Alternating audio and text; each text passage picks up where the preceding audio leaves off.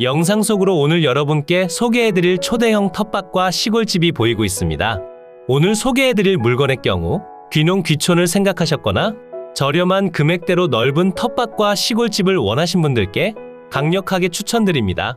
텃밭으로 사용 중인 공간을 취득하지만 두 곳 다 지목이 대지로 지정되어 있어 번거롭고 귀찮은 농취증 발급은 필요가 없고 전체 247평의 대지와 시골집까지 몽땅 2천만 원대라는 정말 놀라운 금액으로 취득이 가능합니다.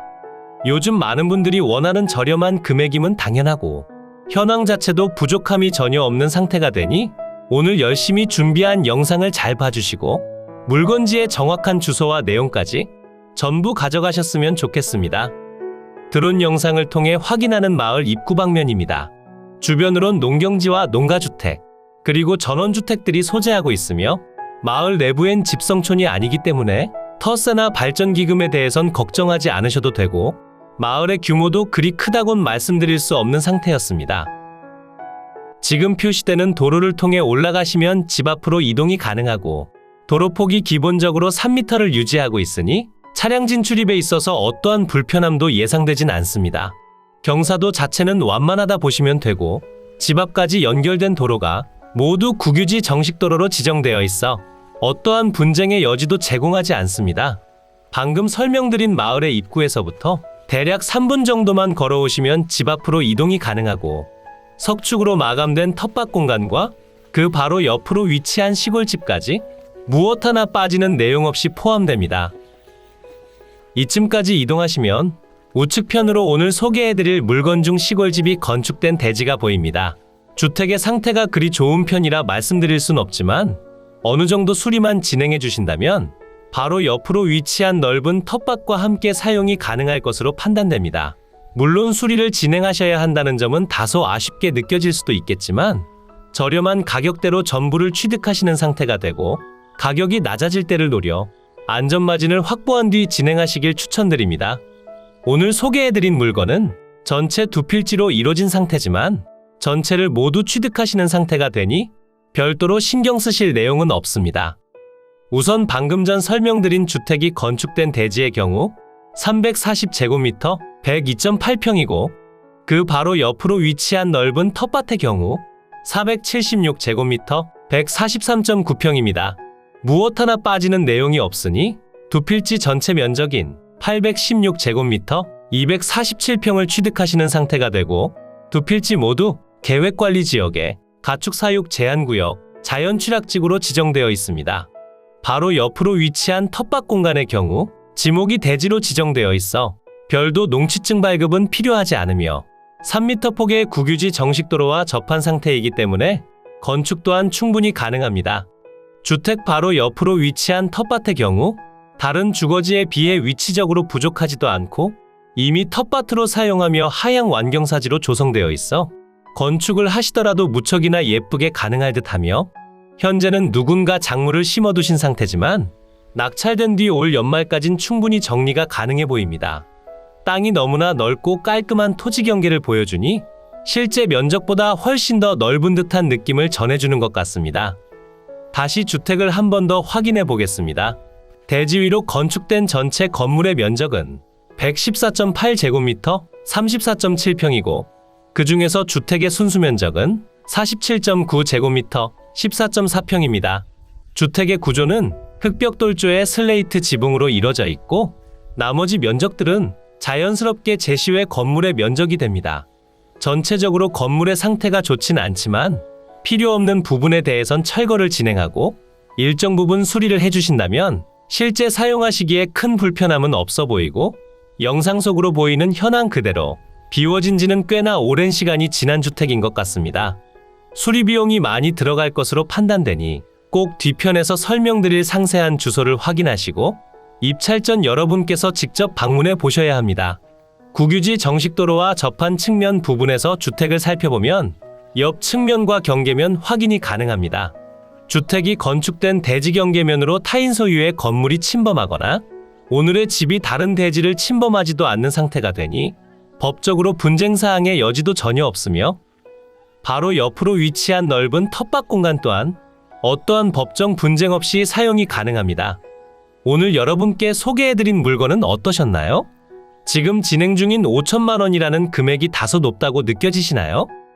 지금 진행 중인 가격이 높다고 느껴지시더라도 별다른 문제가 되진 않습니다.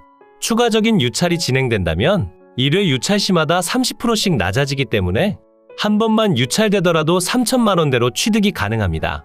이러한 금액적인 내용들은 현재 주택의 현황과 주변 시세까지 참고해서 말씀드리는 내용이기에 이 물건이 너무 갖고 싶어 지금 가격대로 입찰하시는 분만 없다면 무조건 유찰은 진행될 것으로 판단됩니다. 주변으로 혐오시설이 없고 터세나 발전기금을 요구하지도 않는 마을 속으로 위치한 오늘의 집.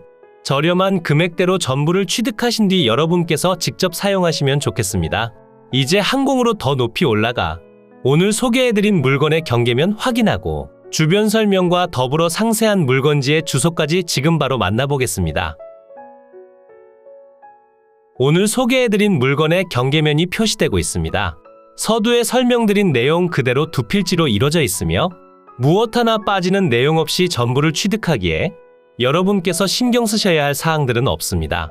우선 오늘 물건의 경우 현황상 텃밭으로 사용 중인 곳을 1번으로 칭하고 바로 위편 시골집이 위치한 대지를 2번으로 칭한 뒤 설명드리겠습니다.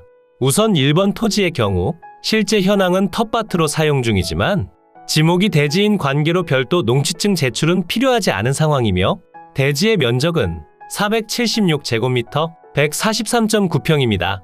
지목이 대지로 지정된 상태에 실제 현황도 하향 완경사지대로 조금만 평탄하게 조성한다면 바로 옆으로 국유지 정식도로와 접한 상태라 건축 또한 충분히 가능합니다.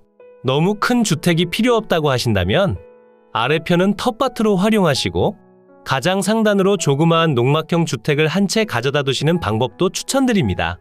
그리고 바로 옆으로 위치한 두 번째 대지가 있습니다. 대지 위로 건축된 주택까지 모두 포함되기에 별도로 신경 쓰실 내용은 없는 상태며 지목이 대지로 지정되어 있으니 농취증 발급도 당연히 필요하지 않습니다. 이번 대지의 면적은 340제곱미터 102.8평이고 이곳도 바로 옆 국유지 정식도로와 접하고 있어 통행으로 인한 어떠한 분쟁의 여지도 없습니다. 그러니 리모델링이나 철거 작업을 진행하실 때에도 어떠한 분쟁 사항 없이 가능하다는 장점이 있습니다.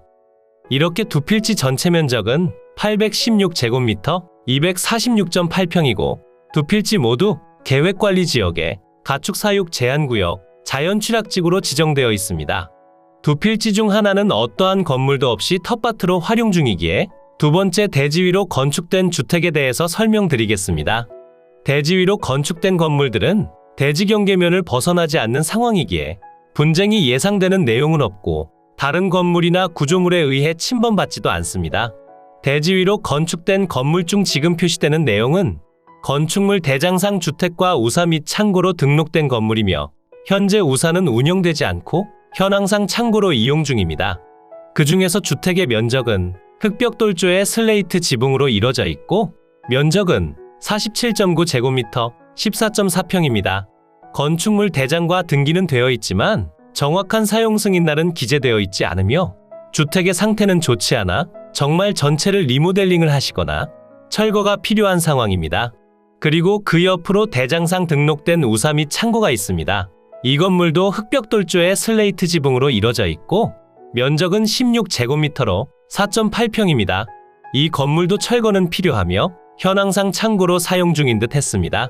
그리고 나머지 건물들은 제시외 건물이 되며 가축시설로 지정된 두 곳과 보일러실, 그리고 창고가 있습니다.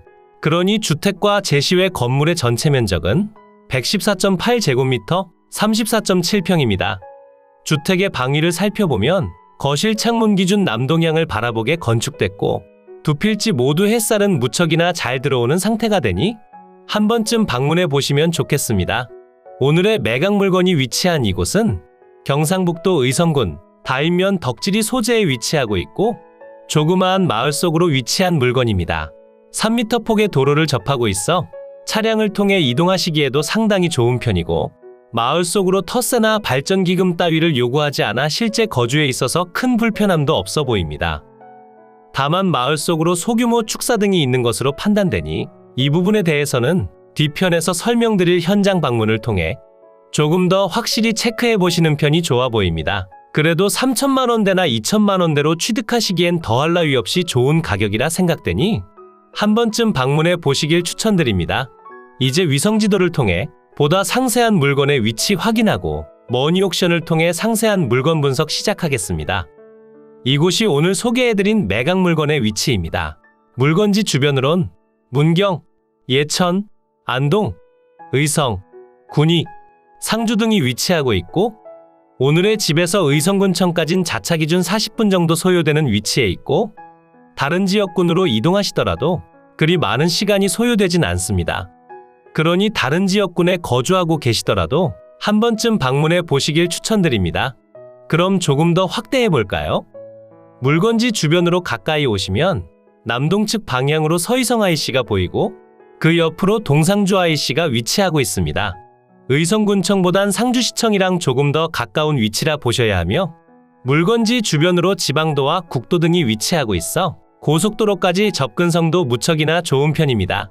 물건지 주변으론 생활 편의 시설이 다소 부족한 편이라 자차 기준 5분 정도 거리에 위치한 다인 면사무소 방면으로 이동해 주셔야 하며 이곳으로 가시면 시장과 할인마트 그리고 각종 공기관이 위치하고 있어 실거주 환경에 있어서 큰 부족함을 보여주진 않습니다. 이곳이 오늘 소개해드린 물건지가 위치한 마을입니다. 마을의 규모는 적당한 편이라 보여지고 마을 주변으로 축사들이 위치하고 있어 어느 정도 냄새는 날 수도 있습니다. 제가 방문했을 당시에는 냄새가 나지 않았지만 바람과 날씨의 영향을 받아 냄새가 나는 날도 있다 하니 꼭 한번 잘 체크해 보시면 좋겠고요. 집 주변으로 주택들과 다소 가깝게 위치한다는 점도 조금은 아쉽게 느껴지는 듯 합니다.